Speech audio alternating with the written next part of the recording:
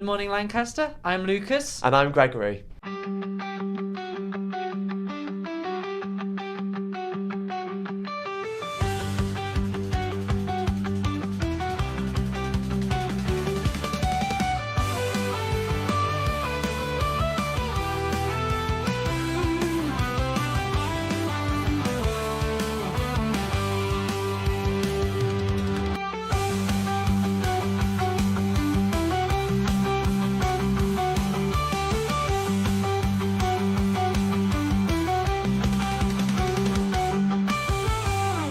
Hello and welcome to Good Morning Lancaster.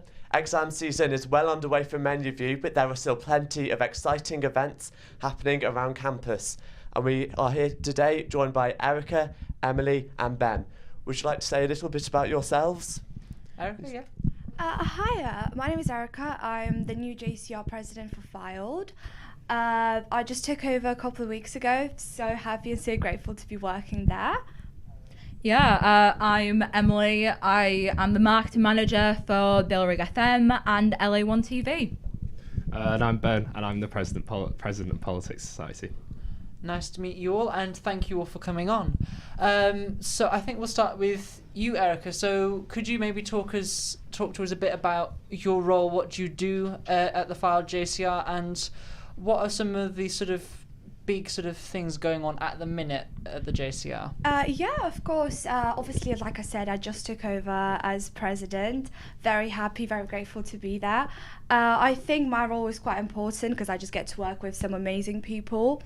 We're really getting cracked on Welcome Week, so that's quite exciting that we've been working on lately.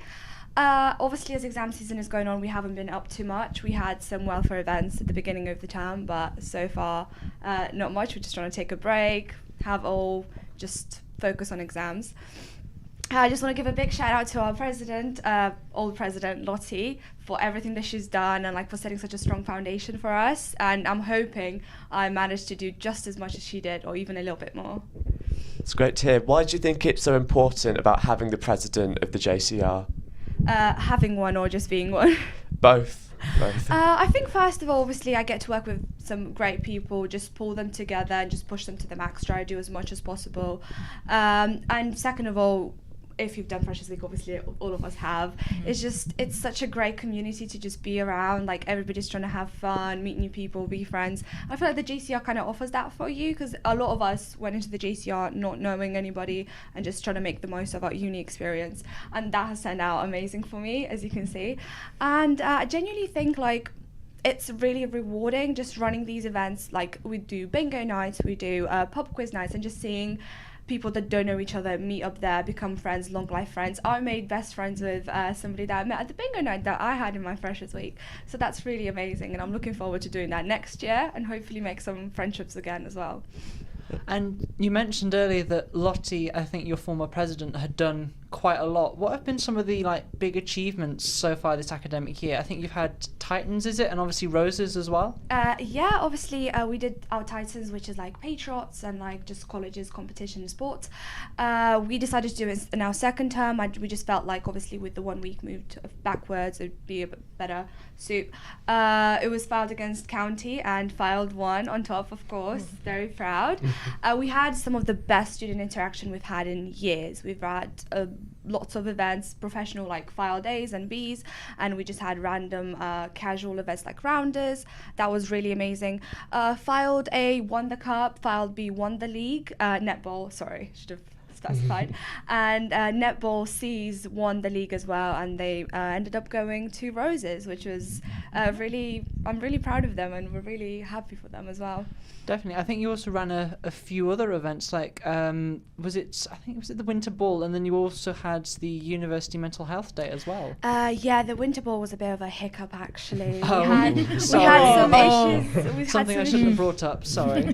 No, we had some issues with the coaches, but we all pulled through. They were extremely late. Everybody was cold because you can imagine it's December, beginning of December. You're in a tiny dress, trying to look cute and going somewhere, and they were extremely late. We just couldn't sort them out. There weren't enough coaches at the end, But we all pulled through. They came eventually. We made it in time, surprisingly. I don't know how. And we had a great time at the venue. We did awards. It was genuinely such an amazing night, and I'm looking forward to redoing this again this year. This year might be with a bit of a theme, so stay up if you're in Fylde. Keep your eyes on our Instagram, so hopefully that works out. Exciting. And do you have a fundraiser recently for the University Mental Wellbeing Day? Yes, that was our most recent big event. We did Mental Health Day a couple of months ago. We raised over £500 for the Samaritans, which is amazing. Well the done. college pulled through. The college really pulled through. I'm really proud. We had alpacas over there. I don't know if you guys managed to pop by. We just had alpacas. We had ice cream. It was just an actually amazing day. And hopefully this year is just as good or maybe a bit better. praying. Fingers crossed, yeah.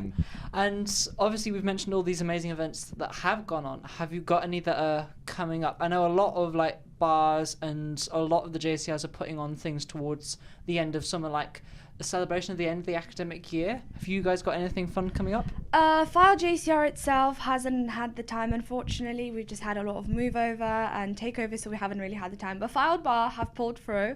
They're doing a summer event for all of us, so we're really excited.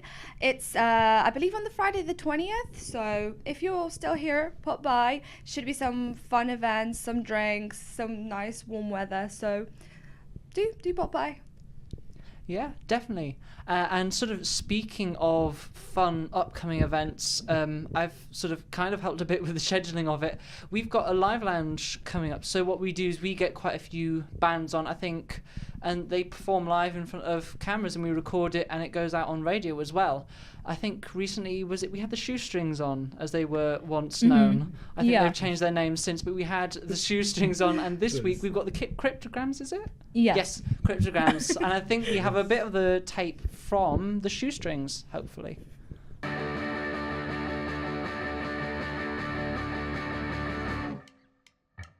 In the mirror out the door looking sharp, down the stairs in the car, an hour early, 2 coffees, maybe 3. He smiles around, he's making their day, he says have a nice week. After work drink, he's buying Tuesday morning and he's picking up rubbish. He's a very special member of his local parish, employee of the month, the man of the year, and oh no, he's the man of the year! He's the man of the year! Nothing's gonna stop him and no one's gonna stop him. He's a man! He's a man! He's the man of the year! Hello and welcome to the very first live lounge of 2025. You're here with 95.3 Bailrig FM and LA1TV. I'm your host, Freddy Blofeld, and here we are with the Shoestrings. Now, well, that was Man of the Year, which I believe was played quite recently on BBC introducing Lancashire and Cumbria.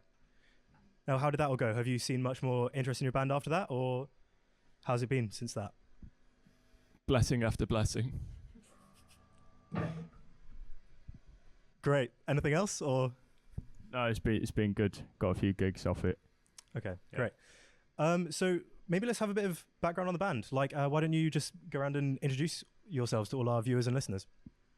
My name's Ben. My name's Ben as well. My name's Ben. Benjamin here. Benedict here.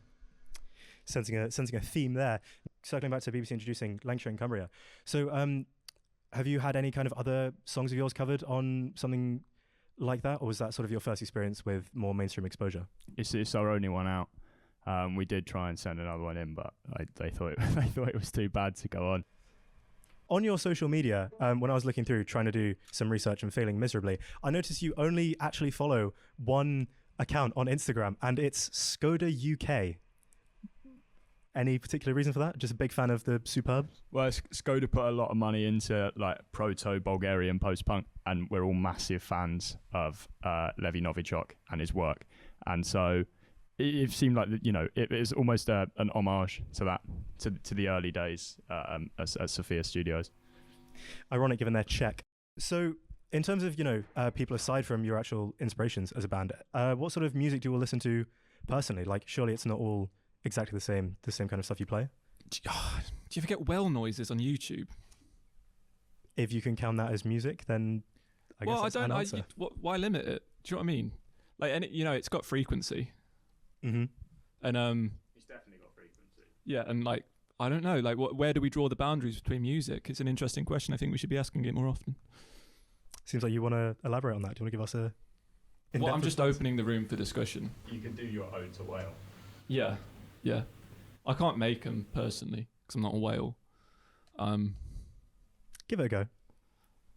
No, but like I said, I've got physical limitations because I'm not a whale. Now, I have to ask as well, I think a lot of our listeners and viewers here will have probably first heard about you from our own campus Battle of the Bands last year. Do you want to talk us through your experience of that a little bit?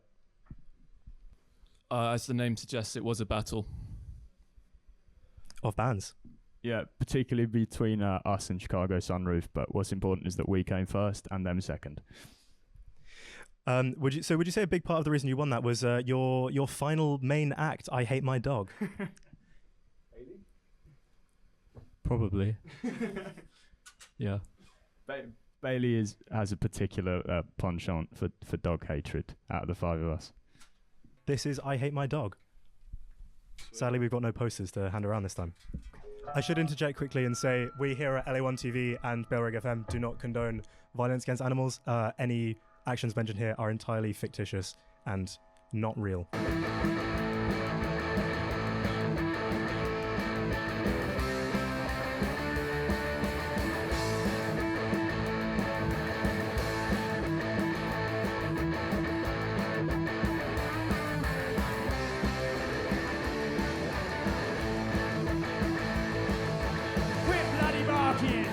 It's doing my head in. They're not going to warn you because you're not a dog, you're a cretin. And even if I were to, it's not really walking. Wizard! Wizard! I hate my dog! I hate my dog!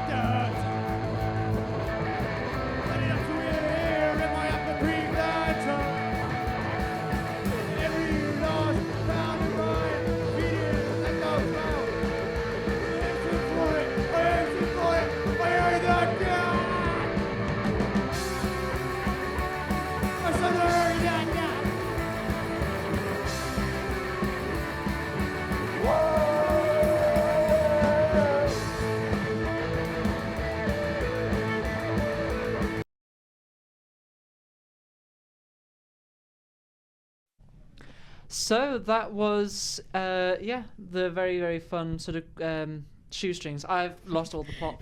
You forgot what it was called. And it's good to see student media promoting events like that as well. And we've got an expert in student media with us today. Thank you. Emily, Thank you for that. our Yeah. very own marketing Just manager. big up my ego. Please keep doing that. So would you like to tell us a bit about your many, many roles in student media? Well, I am a woman of many skills. I feel like that I should have said the quote from like Taken. You know, like Liam Neeson's like, I have a certain set of skills, and that is true. So I am the marketing manager for LA1TV and Bellrig FM. So yeah, I do that, and I also do a side hustle, may I say, of other content stuff around the uni as well. So you may recognise me. So yeah. Now, obviously, as marketing manager, you know a lot of the events coming up. Yeah. What events are coming up? So for student media, we have the Live Lounge, which as you will have seen, we do have that happening on Sunday at 7 p.m. So please listen to that. We are going to be having that amazing gig really happening live on Bellrig FM. And then we also have Battle of the Bands. So literally today, the post will be going out announcing who is playing. So yeah, keep an eye out for that. Where is it?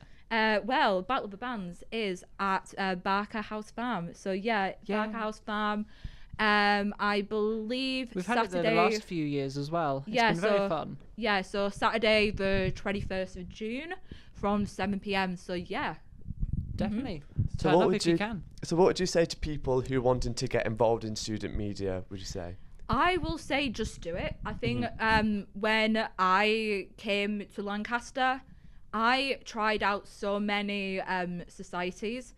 I realised with one society, I'm not going to name them in particular, but with one I kind of was like, maybe they're not the one for me. And then I went to Rig and I joined there, did my show there for a good few months, and then also did LA1TV. So you also may recognise me from past GMLs, because I'm used to being on your side and not here, so it feels very weird. But yeah, that's what I would say about joining student media. Really, just do it, because you really don't know really the opportunities that will really come from it. Yeah, and it's like 'cause people don't often get involved in it before university, so this is like the chance people have when you come to university, especially one like Lancaster where there are all these, say Rig FM, LA1TV, theatre stuff that people can get involved in. Yeah, I mean, for me personally, I was kind of lucky enough that I had the experience before coming here.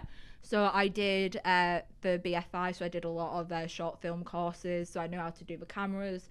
I did community radio, so I already had that experience, but I've never actually done it on like a larger scale before. So I've never done the marketing really for student media for this, so it's been really, really interesting. And obviously, as marketing manager, you know quite a lot about productions, both past and present.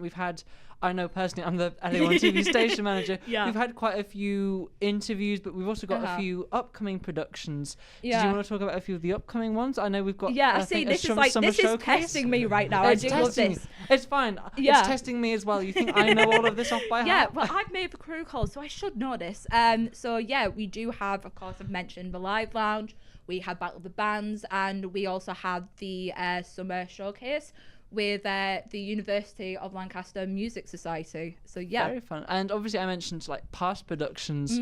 One thing that I think we did recently, there was I don't know if any of you guys saw, there was that viral Politics Joe video that was almost an interview of I think a few Reform students here, as in they're students here that associate with the Reform Party, and they were talking about sort of dating and sort of the struggles of it as a Reform student. I mean, it is a daily it did go struggle. quite viral, and I think we did like a reactionary video. I think hopefully, fingers crossed. Hopefully, fingers crossed. Yeah. Hello and welcome to LA1TV. You might have seen in the last few days this video got posted. It's garnered a lot of attention on social media, but what do Lancaster students really think? So have you seen the video or clips of it about Reform Society members struggling to date on campus? I have, yes, very much. And what were your initial kind of reactions to that video? My initial reaction was to sort of say, just because you are having these issues doesn't mean that you need to go around spreading hate and the sort of harmful incentives. It makes me so angry. I'm all for freedom of expression. I'm all for freedom of political belief, but it is a bit ridiculous for students to have those sorts of views, and also for students to support reform more generally, because I don't think their policies are student friendly. It was funny. It was just funny, to be honest. I don't know, I'm very interested in politics, and watching it was a lot of sort of back and forth, and it was just a funny watch, to be honest. Yeah. I'm also in the Politics Society, which is where the video was first posted, and everyone was having a nice civil discussion about it, and no one made fun of it at all. Everyone was really, we all made fun of it for 5 minutes.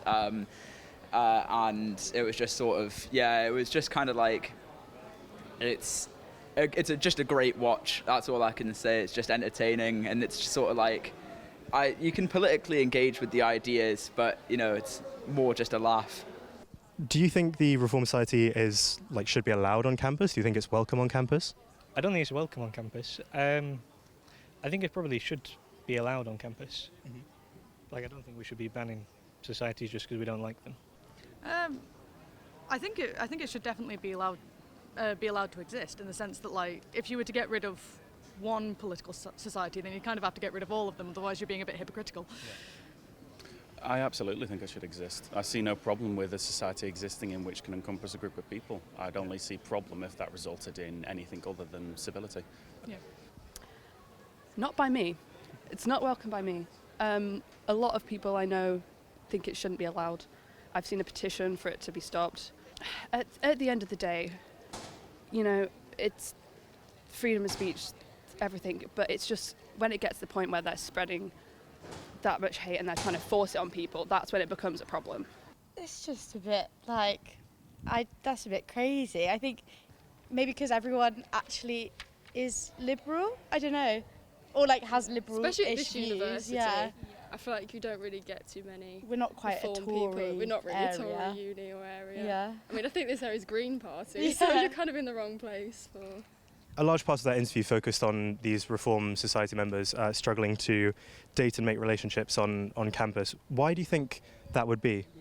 I feel like people don't want to align themselves with that sort of energy, to be honest with you. I think it's low-key. If anything, it's a turn-off. But also, like, who cares? Do you know what I mean? Like, who cares? Well, I don't know if the sort of geography of the Northwest is making it particularly difficult for Reform voters, but I think it's more outwardly, you know, certain members, I'm not going to name names, so I'm not liable of slander, certain members have already been accused of certain things, and I'm not going to say anything beyond that, but, you know, that's not helping them from the off. In general, you know, when you're that outward about your stated political beliefs and they are so bad, when they're so bad, you need to think realistically they aren't going to mesh properly. I know in the video they sort of blame the woke left for their inability to get women. Ultimately, what it comes down to is a lot of their beliefs are directly opposed to civil rights, which is something women often care more about, which I think is going to hinder their success. Younger people in general, I think, tend to lean more left-wing. And I think particularly with Lancaster, I think with their area, I'm not sure about actually what the results of this election was, but I know previously it was Green. So I think there might be more people who are typically lean more left-wing who are drawn to Lancaster in particular. And I think that's just values and stuff like that. I think it's just that a lot of people, you know, find important when it comes to, you know, making friends, having relationships and stuff like that. So some people just might not be able to like get past that, I think. Politics has a lot of weight on the world as it is, and some people, when it comes to finding relationships, can't see past a political viewpoint. To have a political viewpoint that differs from your partner, it can be extremely difficult. If you're both mature enough to be able to discuss that without it resulting in an argument, then it can succeed. But the trouble is maturity to a degree. Because they're very close-minded people, and a lot of other people these days are open-minded, and when they're trying to put people down, people don't want to be around them. I don't even think woke is like... Woke is a made-up word. Yeah, I agree. It's ridiculous. It's just people trying to make actually being progressive sound bad. Bad, yeah, exactly. And I think it's absolute bollocks. I agree. Yeah, I think I feel like on this campus there's a lot of like LGBTQ plus people, it's quite diverse. Mm-hmm. Like, I think they're just seeing that. If they call as that the enemy, woke, then it's just that's diversity. What they're scared of, Yeah. Men are afraid to approach women because you can say hello to a woman and they'll blow it out of proportion. Do you agree with this? They're afraid to say hi to women because women are going to blow it out of proportion. That was the quote, yes. No, that's stupid. I think that's ridiculous, personally.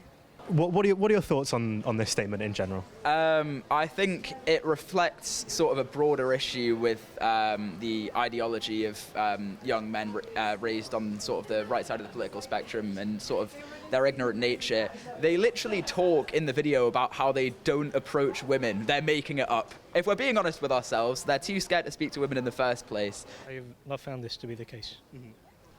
There is kind of a point there. In the sense that women are very nervous as to being approached by men for valid reasons and completely understandable reasons. It's a lot more of just they feel like there's this sort of mass anti-male issue which doesn't really exist. It's difficult to reason with fear because it comes from both sides. Both are fairly understandable. Women have dealt with oppression for a very long time. They've dealt with horrific things done to them just as a generalisation of their side of the gender spectrum. And in return, some men have received some undue justice to them, in which has been unfair. But it's hard to say what balance the scales go. So there you have it, the thoughts of some real Lancaster students about that recent viral video. If you've got any opinions and ideas, do remember to leave them in the comments below, and don't forget to subscribe for more LA1TV content. Especially on campus and all that, does make dating difficult in my opinion. Especially on Hinge profiles, you've got your political views, you put like... It's probably just ugly, that's why. But anything far right, they look at you differently. When you see one over here, just being a man, they're going to look at you. So that was sort of a few of the students' take on that viral video that Politics Joe made. What are your thoughts on it? Well, first of all, we're annoyed that Politics Joe didn't ask the Politics Society, what they thought on it. No, it was focused on reform, kind of campus movements. I'd say our initial reaction was surprise. It's kind of, I think that was quite a few people's reaction. Yes. It's quite a big, especially for young people as well. It's quite a new, kind of politics channels. So I think it was surprised to see, especially to see Alexandra Square, kind of in all its glory. But yeah, it was definitely interesting to hear from kind of reform people, because obviously it's still it's grassroots, but it's still a young organisation. It's still building, it's still progressing. So it was interesting to hear. Yeah, and I think a lot of members felt that way. Definitely, and I think one of the members and one of the more prominent people on campus who is a sort of very supportive of reform is Jack Eccles, who I think was on GB News recently. Correct me if I'm wrong. Jack Eccles, kind of almost de facto leader, I think, of reform. I think it's safe to say for Lancaster Uni. He went on GB News, which was pretty impressive. Yeah, they're quite a big organisation, so to end up. I didn't watch the interview, but I'm sure it was insightful. Yeah, definitely. And obviously you're from the Politics Society. Can you tell us a bit about the society and what you guys do? Yeah, of course. So I'm president of the Politics Society. So we meet weekly every Thursday at 6:30. Kind of venue depends. And we basically just discuss a question, and then after we go have a little social in the bar after. Our weekly discussions range typically. Sometimes can be a bit more kind of philosophy kind of orientated, or it can just be more politics, state of the world, contemporary issues, that sort of thing. Yeah. What would you say to people who are sort of a bit unsure about whether or not to come along, like maybe they don't do politics themselves? What would you say to them to get them? Yeah, I think the first thing I'd emphasize is that a lot of people come along and don't speak and just kind of listen to the conversation. And if you're generally, if you're interested in politics but don't really necessarily understand or haven't taken the time to, it can be really good to learn from other people just by listening, and just by hearing what people have to say. I think that's a really good way of getting involved, but also kind of casually as well. Like it doesn't take much to do. It just involves you showing up, Yeah. And obviously, congratulations on your role on the exec for the Politics Society. Oh, thank you. Do you have any big plans for the coming year? Oh yeah, no, I'm very excited. So the Politics Society kind of this academic year, they didn't do much at the start of the year, so kind of missed that kind of freshers, start of the term kind of popularity. So I'm very much looking forward to first term getting some events going. Combining with lots of societies, doing some events. I think that'd be really good. Yeah. Yeah, no, it's great. And something else that's happened recently for the university that's affected everyone is that the ex-vice-chancellor has stepped down. We did manage to... January 1st is the planning to step down. But we did speak to him about his stepping down. And should we have a hear about what he had to say about it? No. Why not? Yes, sure, of course. Let's go ahead. I'm joined by Andy Schofield. Thank you ever so much for agreeing to do this interview. It's an honour to have you here. Well, thank you very much indeed for inviting me, and I look forward to our conversation. My first question to you was, obviously, you're stepping down as Vice-Chancellor here. What were some of the most important duties that role carried? What were some of the main things you did, either on a day-to-day basis or as your time overall at Lancaster University? What were some of the key decisions you made? Goodness, that's a very big question to start us off. Being Vice-Chancellor means that you have the privilege of leading the university, representing it in many different occasions. Obviously, I'm the accountable officer, which means that if something goes wrong or indeed something goes right, I'm the person that people turn to and expect both an explanation and an accounting. And in that regard, it's an enormous responsibility, but it's a huge honour. And it's an honour because Lancaster University, as you will know, is a great team of both students and staff in a community environment. And to be able to represent and speak for the university when called on to do is a privilege that I will never regret doing. Lancaster University, from the 2 years I've been here so far, has been an amazing community. And there's been so many great achievements that it's, seen, and so many of its alumni have gone on to do great things. Speaking of achievements, what were some of your sort of personal either favourite moments or achievements as your time as Vice-Chancellor here? Oh, goodness. Achievements, well, all of them, of course, are team efforts. And so, as I mentioned earlier, the privilege is being at the front of a team that is fantastic. But there's some amazing high points. From a student's perspective, the Students' Union and the work that they've done in winning roses 4 times on the trot, that's an enormous source of pride, I think, to the whole university. It's never been done before. I was so tempted, I didn't quite bring myself to do it, but Charlie, who's my opposite number of York, said I was so tempted when he handed over the cup, the Carter James Cup to Jack. I was tempted to say, Charlie, I'll never know what it feels like to lose a roses competition, but I did resist. No, I can imagine. Did resist doing I can imagine how tempting it was. I was looking at the footage, and it was, I think, a very fun moment for everyone. And as you mentioned, never been done before. Yeah, it's a great achievement, and it's the pride that the whole Lancaster community comes to. Everybody knew what was going on, and it was surprisingly close at the end, but that just added to the excitement. So that's one kind of shared experience that I will just never forget. You mentioned that your time as Vice-Chancellor, I think in any role at any university, particularly recently, obviously we've had COVID-19, financial crash recently, cost of living crisis. Yep. Given the beauty of hindsight, is there anything that you may do differently? Any decision you may take or may not take from your time as Vice-Chancellor? Is there anything you may change at all?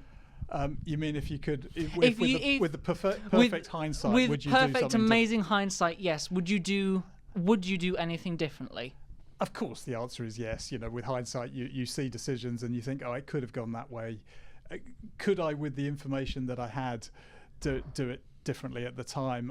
I felt I was making the right decisions at the right time, but with hindsight, a range of things that just didn't look good, which, with the best will in the world, we weren't intending the outcomes to be what they were, but we would have done things better.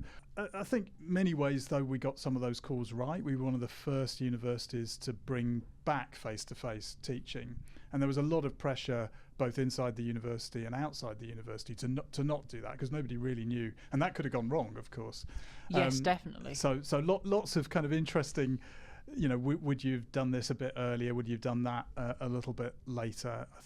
I think the one thing which I think we still haven't got right, and I still don't know the answer to, is how do we continue to grow the vibrancy of Lancaster's wonderful campus? It's great. We've got students and staff back populating it, but we still haven't quite found the right offerings that I think students really welcome. So I definitely agree, and I think trying to strike that balance, because obviously, feel free to speak on this and correct me if I'm wrong, finances in general for universities aren't looking great at the minute. So finding the balance of revitalising a campus, modernising it, and making sure it's fit for students and making sure it feels like a community is a great idea, but also at times it's not the most cost-effective thing or necessarily deemed the best spend of money at the time, because finances are stretched, universities are stretched. Close to where I live, away from Lancaster, I live in Lincolnshire, and the University of Lincoln, I know, for example, has really been struggling. And other universities around sort of the UK have really sort of been having to pull back, some cutting courses and staff. Yeah. So I think definitely finding that balance, has that been particularly difficult? Yes, and it continues to be. I mean, the issue, just in short, is that we have a very committed staff who really want to deliver the best teaching experience that they can and the best research environment to push the frontiers of their knowledge.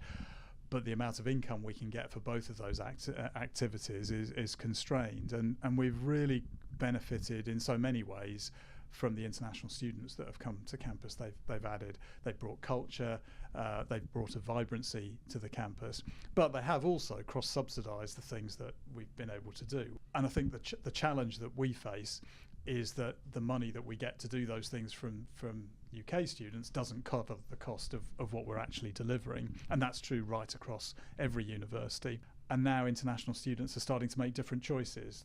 Many of them are choosing not to go overseas for their education. That has a consequence both on the vibrancy of campus, but also on our finances, and we're having to learn to live within our means. But we are always trying to do it through a Lancaster-specific lens, preserving that which is most important to us. Is there anything you're looking forward to in the future, either at Lancaster University or personally only off? I believe you're going to Glasgow University, Yep. It is? Yep. Is there anything you're looking forward to, any projects, anything you know that's sort of in the works that you're allowed to tell us about, so to speak? Well, first of all, I will always relish my time in Lancaster, and I have to tell you, as the time of leaving approaches, it's getting harder and harder to leave, and I walk around the campus thinking, oh my goodness, what have I done in deciding to go somewhere else. But the opportunity there was one I couldn't turn down when it was offered to me. There's so many projects that are happening in Lancaster that I kind of want to see how they end up. There's a really exciting one that is around the Morecambe Bay curriculum, which is where colleagues, particularly in FAST, but actually right across the university, are redesigning in partnership with some of the local schools a curriculum that is relevant to communities around the Morecambe Bay area. Fired up by some of the research that we do, it's done in projects, it's very sensitive to the local environment, so the local project-based things, and I think there's a real opportunity there for young people who may be 10, 15 years off going to university to actually get a bit of Lancaster in their education from a very early stage. So that's one exciting project that will flourish.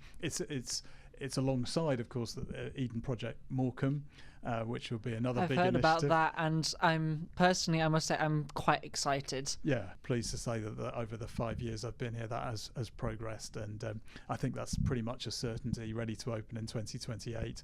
Lots of other things I could talk about, but that's some real tangible ones that I'll look forward to coming back and seeing. Definitely. And is there anything at Glasgow University you're looking forward to sort of coming into? Obviously, you'll have to take over from the previous Vice-Chancellor. Yep. Is there anything you're looking forward to taking over? Well, Glasgow is a very different university from Lancaster. It's very old. It's 574 years old. So you arrive in a place which has got lots of tradition. Of course, that makes it very difficult to change things. Not that I am particularly coming in to want to change things. I think one of the interesting things for me is it's a very different political environment, and I'll have to learn and understand how the Scottish system operates. And the great thing about Scotland is it's got a great passion for education. It's very deep-seated in the culture, the pride in the university, just as in Lancaster we've got great pride in our local community at having a world-class university on our doorstep. That's echoed right the way through Glasgow, so I'll see that as a similarity. It's a much bigger institution, which I'll have to learn, and it does a range of subjects that in my university career I've not been exposed to. Veterinary science, for example. I've never worked at a university that has a veterinary science school, and so I'll need to get to know the ins and outs of that, which obviously, as you can imagine, is very legislated. It's got professional bodies, and that's one example. Many things of dealing with a university that is even more comprehensive actually than Lancaster is. To end on the note that I will really miss this place. You've got something really special here. I can imagine. I mean, I'm already very much attached to the university, so I can't imagine, after 5 years having to leave somewhere you love so much. Yes. But, hopefully they'll invite me back. I mean, obviously as a spectator rather than a participant, but you've got every reason to be very proud of your university. Thank you ever so much, Andy, for the interview. Lucas, thank you. It's nice to talk to you. So that was the interview I did with Andy Schofield. Did any of you guys have a particular opinion on Andy's, anything Andy said, or perhaps the possibility of new leadership and fresh ideas coming into the university next year? Yeah, I think for me in particular, again, first year, and I'm kind of excited to see the change, to be honest with you. I think there's a good things he has mentioned. I think especially his role with Roses as a vice chancellor and being a part of that. Again, I just think maybe it's been nice to see a new person in the role and see what they can bring to it. Definitely. Yeah, I mean, I think I'm in agreement, to be honest. I think a majority of people will be excited by renewed leadership. But yeah, I mean, it's interesting because I've never actually heard him speak really before. I feel as it's higher ups of university. I don't really know them that well, and really. That was necessarily one of the reasons I think we did this interview. At least personally, I think at times. Feel free to disagree with me on this. At times, I think there is not necessarily a miscommunication, but not always the best understanding at what different parts of university leadership do, what they can offer, and what roles they take on. And I think it is important to sort of get that across. Yeah, and just kind of exactly. I mean, but it's interesting guy. I think it's fair to say. Hence why you interviewed him. And I think it was good. And also because you'll obviously be very in tune with how politicians speak and stuff like that. So do you see some sort of parallels with that? I see a bit of double speak in there for sure. I mean it's just kind of answering questions, but without really. But not if you don't want to give an answer to it. Just kind of filibustering. I think we're all used to that, though. I don't think you need to be a politics connoisseur to recognise that. Did you have any opinions on it, Erica, at all? Just like Ben said, we're all very excited to see what next year can bring. It's obviously going to be my last year, so I'm hoping I can catch some of the effects of new leadership. So really excited to see what can be done. Yeah. And now finally, as we come towards the end of the show, is there anything you guys else wanted to mention? Anything you else wanted to promote, bring up at all? Any we always say this is the time for shameless self-promotion. I have a lot of shameless self-promotion to do, so I do apologise to both of you. No, it's fine. So a post has just gone out to announce LA1TV's general meeting. So that is Monday the 16th this month at 7 p.m. at Furnace Lecture Theatre 2. We're currently looking for a social sec, technical manager and safety and welfare. If you are interested, there is the sign-up form in the link in our bio. With Belrig, we are doing our general meeting as well. There's a lot that I'm going to say right now. I do just schedule their general meetings right after one another. Pretty much. And so that's been announced on our social media. So if you are interested in running for social sec as well, you can sign up in the link in our bio for Belrig. If you want to get involved with LA1TV, I'm going to speak to this camera now. I will say that LA1TV, we do have a lot of upcoming productions right now. It feels like I'm breaking the fourth wall saying this. But we do. I know, we do have a lot of upcoming productions and lots of crew calls happening. Also, you might be having Sugar TV, might be making a comeback. So just keep an eye. I know, I'm sorry. It's my job, I've got to do it. And Sugar TV is making a comeback, so keep an eye out for that. We have upcoming productions, so if you are interested, please let us know. If you want to get involved with Belrig FM, we have shows that you can get involved with in terms of hosting. We have the music team, the news team, content and production, and the marketing team. So there's lots of ways that you can get involved, but just keep an eye out on our Instagram as well. Anything you guys either, Erica, do you want to mention anything at all? Yeah, I suppose so. I mean, just, well, I mean, not as much as Emily. Gosh, she's going to put me to shame. No. So obviously I'd recommend the politics Lancaster University Politics Society Instagram, because obviously that's where we post about our events and when we have our debates and what questions there are and stuff like that. I'd say next term look out for Lancaster Union, which is basically Oxford Union, but here it's kind of a more formal debate, more serious, more kind of, you know, I don't know. It's more formal, I'd say. And then we also have tipsy question time, which is that sounds like a lot of fun. I'm not gonna lie to you. Yeah, I less would formal. love to go now. Yeah, tipsy question time, banging event. Basically, BBC question time. We get the political societies to get together pretty much to give some speakers, and then we answer a few questions and drink, and then go out after. So it's a fun Wednesday for sure. For sure, definitely. Yeah. Anything you want to I bring just up? have a couple of small things to say. Obviously, there's a summer event coming up soon. Do come, relax after your exams, will be really lovely. And second of all, if you filed, join the JCR, be a freshers rep. It will really help you, and you'll make great friends. Well, thank you everyone for coming along. Thank you. And yeah, thank you, Gregory, as well. Thank you for everyone who's watching and tuning in, or if you're watching on YouTube later, thank you as well. Yeah. This Goodbye. has been Good Morning Lancaster.